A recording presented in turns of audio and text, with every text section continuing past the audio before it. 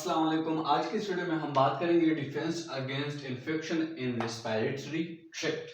क्योंकि last video में हमने defence against infection in digestive tract पढ़ा था। अगर वीडियो आपको नहीं देखी है तो इस वीडियो के एंड में आपको प्लेलिस्ट मिल जाएगा, बायोलॉजी लेक्चर, उसमें आपको मिल जाएगा। अच्छा ओके, अब जो डिफेंस होता है हमारे साथ रेस्पिरेटरी ट्रैक्ट, क्योंकि जो रेस्पिरेटरी ट्रैक्ट होता है जिसके थ्रू हम सांस लेते हैं, ठीक है, एयर इनहेल करते हैं एंड एक्सहेल करते हैं, एयर को अंदर लेके जाते हैं, ठीक है, और फिर कार्बन डाइऑक्साइड को बाहर लेके जाते, मतलब ऑक्सीजन अंदर लेके जाते हैं और कार्बन डाइऑक्साइड को बाहर करते हैं। तो ये जो पूरा ट्रिक है इसको रेस्पिरेटरी ट्रिक बोलते हैं, ठीक है।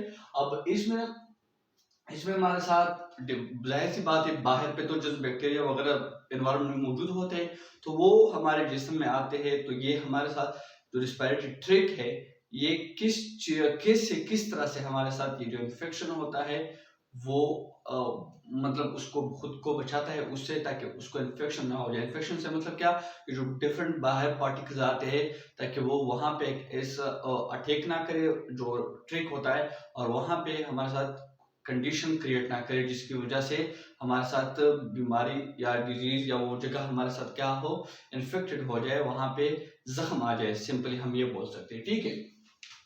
तो अब हमारे साथ इसके लिए जो रेस्पिरेटरी ट्रैक्ट होता है इसमें डिफरेंट हमारे साथ केमिकल और फ्लूइड्स मौजूद होते हैं, ठीक है। तो उस पर हम बात करेंगे कि वो किस तरह से हमारे साथ इसको रोकते हैं।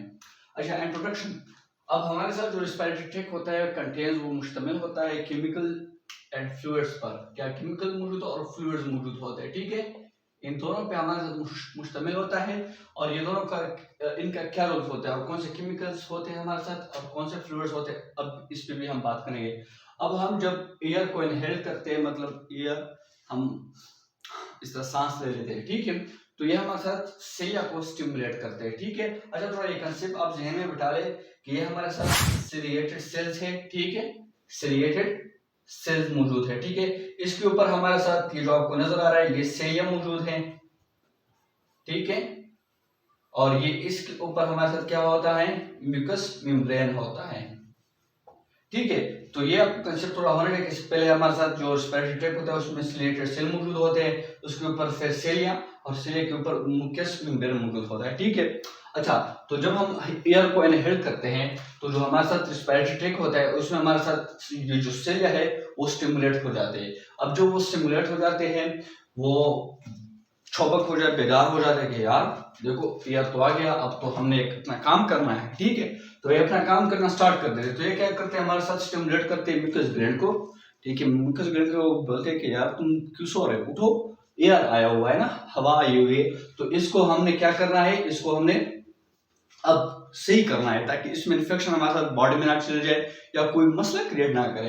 तो उसकी रिस्पॉन्स में क्या होता है, हमारे साथ जो म्यूकस ग्लैंड है, म्यूकस ग्लैंड हमारे साथ गोबलेट सेल्स मौजूद होते हैं, ठीक है, रेस्पिरेटरी ट्रैक्ट में, ठीक है। तो गोबलेट सेल्स जो मौजूद होते हैं वो हमारे साथ क्या करेंगे, वो हमारे साथ म्यूकस को सिक्रेट करते हैं। तो ये सेलिया की जो सेलिया स्टिमुलेट होते हैं, ठीक है, तो ये हमारे साथ ये फिर क्या, ये म्यूकस मेम्ब्रेन या म्यूकस हमारे साथ रिलीज करते हैं, और वो कहाँ से म्यूकस रिलीज होते हैं, गोबलेट सेल से।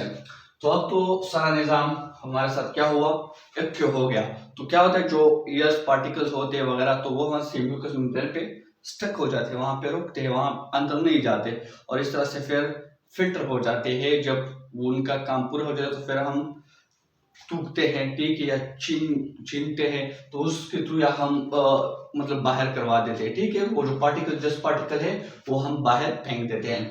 अच्छा, तो ये तो जनरल इंट्रोडक्शन थी। अब इसके रोल देखते हैं कि सिलिया और म्यूकस जो हमारे साथ है इनका रोल क्या है, इन दोनों का क्या काम है और कैसे ये काम करते हैं। अच्छा, role of cilia and mucus. सबसे पहले फिल्ट्रेशन की बात है कि ये दोनों हमारे साथ क्या करते हैं, जो डेंजरस पार्टिकल्स होते हैं उनकी फिल्ट्रेशन करते हैं, ठीक है।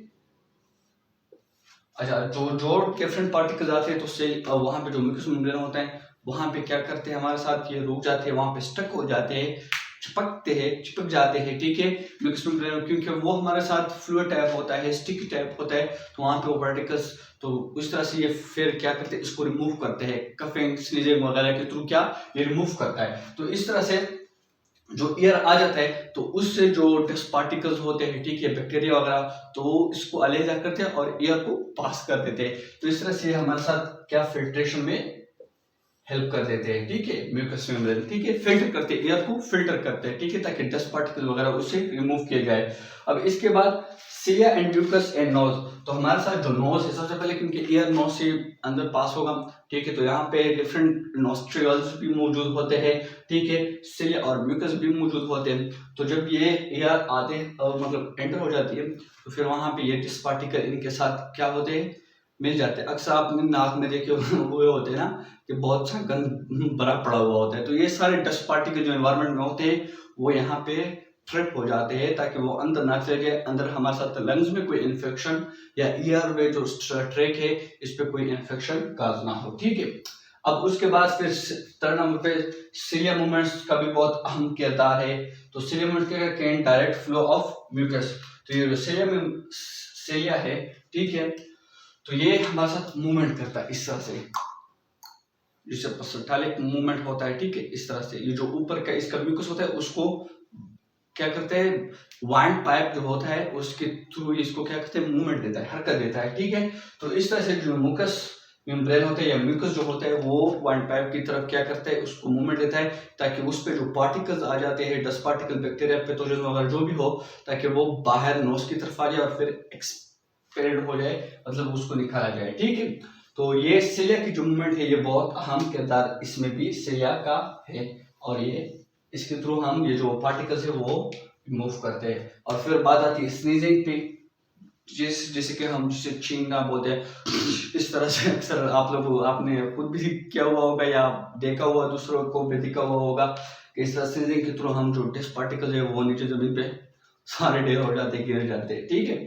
और उसके बाद हम बात करते हैं, अच्छा, due to cilia movement each breath becomes warm. ये बहुत जरूरी बात है कि जब हमारे साथ ये सिलिया होती है इसकी वजह से, हर सिलिया की मूवमेंट की वजह से, अब सिलिया मूवमेंट करती है, ठीक है, तो इस मूवमेंट की वजह से जो आयर आता है, हवा आती है, ठीक है, अंडर होती है, तो वो बाहर का जो टेम्परेचर होता है जाहिर सी बात है वो थोड़ा चेंज होगा, उसका टेम्परेचर चेंज होगा, वो अक्सर क्या कोल्ड रहती है, ठीक है, इंटरनल जो बॉडी का टेम्परेचर होता है वो थोड़ा वार्म रहता है। तो जब ये आ जाती है तो इसको, ये सिलिया की मूवमेंट की वजह से ये हमारे साथ क्या गर्म हो जाती है, ठीक है।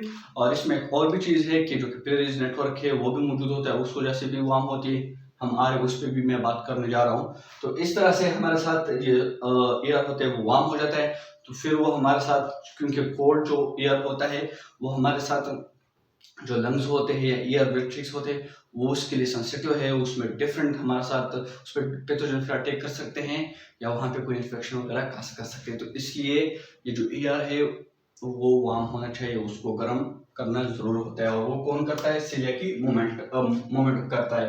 अच्छा, mucus add moisture to the breath. अब हमारे साथ जो म्यूकस होता है, म्यूकस का क्या काम है, म्यूकस का एक ये भी काम है कि जो भी हम सांस लेते हैं उसमें जो एयर होता है उसको मॉइस्चर बनाता है, क्योंकि वो बाहर जब आता है तो वो थोड़ा ड्राई टाइप का होता है, खुश्क होता है, तो ड्राई एयर अगर आएगा तो वो हमारे रिस्पिरेटरी ट्रैक्ट को ड्राई कर सकता है और वहाँ पे इन्फेक्शन काज करने के चांसेस ज़्यादा हो सकते हैं, ठीक है। और जो लाइनिंग होती है वो सेल की वो भी खराब हो सकती है, तो इसलिए ये एयर को मॉइस्चर करता है, उसमें नमी पैदा करता है और इस तरह से आसानी से फिर वो पास हो जाता है, ये म्यूकस करवाता है। 7 नंबर पे देखिए, the mucus produce moisturized coat, thin moisturized coat बनाता है। अब ये हमारे साथ जो हमारे साथ म्यूकस होता है ये हमारे साथ थिन मॉइस्चराइज्ड कोट बनाता है, ठीक है। जो सिलिया होते हैं उसके ऊपर जो म्यूकस होता है उस पर थिन मॉइस्चराइज्ड कोट बनाता है और फिर हम इसको एक्सपेल करते हैं बाहर, मतलब रिमूव करते हैं, ठीक है, कफ के थ्रू या स्नीजिंग के थ्रू, ठीक है। अब इसके बाद 8 नंबर पे देखिए, जो रिस्पिरेटरी ट्रैक्ट होता है उस पे हमारे साथ लार्ज कैपिलरीज नेटवर्क मौजूद होता है, तो यहाँ पे लार्ज कैपिलरीज नेटवर्क मौजूद होता है, ठीक है। तो रिस्पिरेटरी ट्रैक्ट जो है वहाँ पे कैपिलरीज बहुत आए हुए होते हैं, कैपिलरीज बहुत छोटे हमारे साथ होते हैं, वेसल्स होते हैं, ठीक है। तो ये यहाँ तक आए तो वो ब्लड उसमें आता है, तो जाहिर सी बात है वहाँ उनकी वार्मनेस होती है, ठीक है, वो वार्मनेस प्रोड्यूस करते हैं। तो जब भी, क्योंकि ब्लड जहाँ भी जाता है तो ब्लड की जो वो टेम्परेचर थोड़ी हाई होती है, वो कूलनेस काज नहीं करती, वो वार्मनेस ही प्रोडक्शन करवाती है, ठीक है। तो जैसे ही एयर आता है, हवा आती है, यहाँ से पास होती है तो वो इसको गर्म कर देता है और इस तरह से हमारे साथ जो सेंसिटिव लंग्स होते हैं, ईयर ट्रैक्ट्स होते हैं, वो भी बच जाते हैं और हमारे साथ इन्फेक्शन का होने का चांस भी नहीं रहता है। तो जो लार्ज कैपिलरीज नेटवर्क मौजूद होता है रेस्पिरेटरी ट्रैक्ट में, उसका भी अहम किरदार है। और 9 नंबर पे कफ एंड सॉल्व रोल, मतलब जब भी हमारे साथ लाइनिंग होती है, जो रेस्पिरेटरी ट्रैक्ट का लाइनिंग है, जहाँ पे म्यूकस मौजूद होता है, यहाँ पे पार्टिकल्स या जो पैथोजन हो गए, बैक्टीरिया हो गए, वो स्टक हो जाते हैं, चिपक जाते हैं, तो वो उनको रिमूव करना जरूर होता है। तो उसको रिमूव करने के लिए एक तो सिलिया की मूवमेंट होती है, जो कि उसको पुशअप करते हैं वाइंड पाइप की तरफ, ठीक है, जो हवा की नाली हम उसको बोलते हैं, फिर वहां से एक्सपेल आउट होती है, ठीक है। अक्सर हमारे साथ नोज की तरह या कभी कभी हम माउथ के थ्रू भी, क्योंकि यहाँ पे कनेक्शन है, ठीक है, तो माउथ के थ्रू या अक्सर हम क्या करते हैं, नोज के थ्रू हम इसको एक्सपेल करते हैं, बाहर की तरफ फेंकते हैं, ताकि वो बैक्टीरिया जो है हमारे साथ लंग्स में ना चला जाए और हमारे लंग्स और रेस्पिरेटरी जो एयरवे है वो महफूज रह जाए। क्योंकि अगर ये चला जाता है तो फिर हमारे साथ डिफरेंट क्या हो, बीमारियां पैदा हो सकती, बीमारियां लायक होती है और वो हमारे साथ नुकसानदेह होती है बहुत ज़्यादा। तो ये था फर्स्ट लाइन डिफेंस की हम बात कर रहे थे, और फर्स्ट लाइन डिफेंस हमने ऑलमोस्ट कंप्लीट किया हुआ है, क्योंकि हमने पहले फर्स्ट लाइन डिफेंस जिसमें हमने उसके केमिकल और फिजिकल कंपोनेंट्स पढ़े, उस पर अलग अलग से वीडियो बनाए, और फिर इस तरह से हमने defence against infection and digestive tract last video में, और अब defence against infection and respiratory tract हमने पढ़ा। तो अगर इसमें आपको कोई मसला है, कोई इश्यू है, तो आप मुझे कमेंट सेक्शन में बता सकते हैं, ठीक है, मैं आप लोगों को रिस्पॉन्स कर दूंगा इंशाल्लाह, और अपनी राय जरूर दे दीजिए, ठीक है, कमेंट सेक्शन में, और इंशाल्लाह सेकंड लाइन डिफेंस है वो हम स्टार्ट करेंगे आगे, ठीक है। तो तब तक के लिए अपना बहुत सारा ख्याल रखिए। अगर चैनल पर नए हो तो चैनल को जरूर सब्सक्राइब कीजिए, वीडियो को लाइक कीजिए, शेयर भी कीजिए अपने दोस्तों और फैमिली के साथ, और साथ साथ में मुझे दुआ में भी याद रखें। अल्लाह हाफिज, अल्लाह निगहबान।